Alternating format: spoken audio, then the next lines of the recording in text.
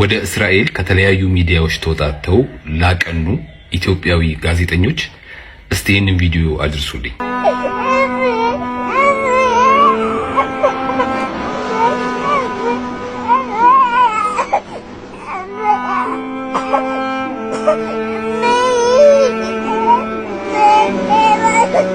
ስለነዚህ ህፃናት ምን ያህል ታውቃላችሁ?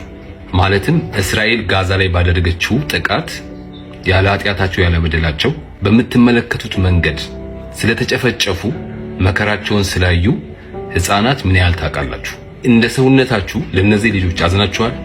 አዎ ከሆነ መልሳችሁ ይህንን ሁሉ ስቃይና መከራ እነዚህ ህፃናት ላይ ስታወርድ የነበረችው እስራኤል ያቀረበችላችሁን ግብዣ እንዴት ልትቀበሉ ቻላችሁ? ይህንን ጥያቄ ዝም ብዬ አይደለም የጠየኳችሁ። ምክንያቱም የተጠየቃችሁት እንደ ሀገር የኢትዮጵያ ጋዜጠኞች ብቻ ስላልሆናችሁ። ጎረቤታችን ላይ የኬንያ ጋዜጠኞችን በተመሳሳይ ተጠይቀዋል።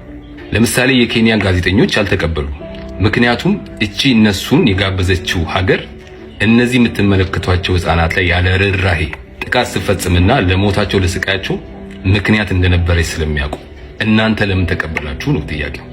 ይህንን ጥያቄ በሰብአዊነት እንድታዩት ፈልጋለሁ። ጋዛ ላይ በዛ መልክ ያለቁ ህፃናትን አይተ ያላዘንክላቸው ያንተ እምነት ተከታይ ስላልሆኑ ከሆነ አንተ ሰው አይደለም። በደንብ አዳምጡኝ። ሰብአዊነት መስፈርት የለውም።